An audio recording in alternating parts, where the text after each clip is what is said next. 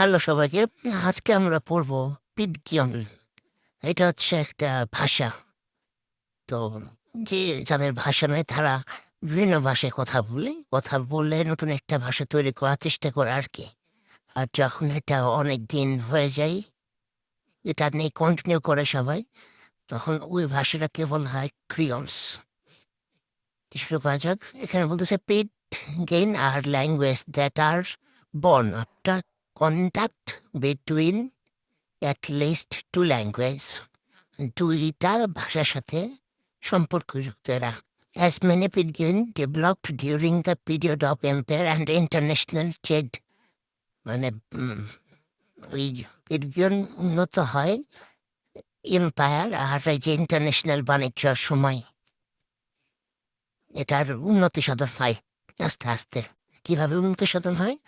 All of the language parent was frequent a European language such as French or English.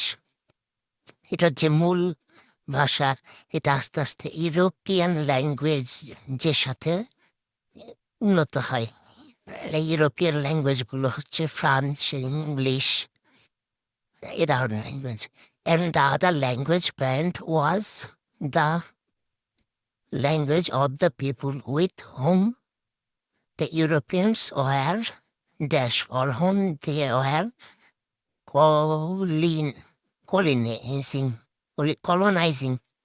তাইলে এনে বলতেছে যে আদার language parent আর অন্য ভাষার মূল ভাষাগুলো সাধারণ মানুষের ব্যবহার করে দ্য ল্যাঙ্গুয়েজ অফ পিপুল, সাধারণ মানুষের ভাষা যারা দ্য ইউরোপিয়ানস ওয়ার, ইউরোপিয়ানদের সাথে কি করে? Trading, connecting, speaking, talking. Trading ওই যে ইন্টারন্যাশনাল ট্রেড পড়ছিলাম, ট্রেডিং হবে হোম দে ওয়ার কলোনাইজিং, তারা কলোনাইজিং করে, তারা ট্রেডিং করে। ট্রেডিংটা কবে করে কেন? এখানে ইউরোপিয়ান ওয়ারের পরে শূন্যস্থান, পুরো বাক্যটি অতীতকালে চলমান ঘটনা বোঝাচ্ছে। তাইলে ইউরোপিয়ান শূন্যস্থানে মানুষদের সাথে বাণিজ্য করছিল অথবা তাদের উপনিবেশ বানাচ্ছিল, কলোনাইজিং। এই দুটা প্যারালাল বা সমর্থক ঘটনা।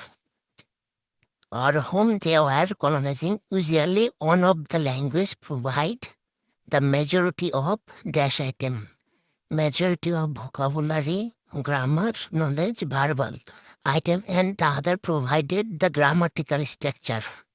তাহলে গ্রামাটিক্যাল স্ট্রাকচার বলছে, তাহলে এখানে vocabulary হবে, কারণ তারা usually one of the language provided majority of vocabulary item.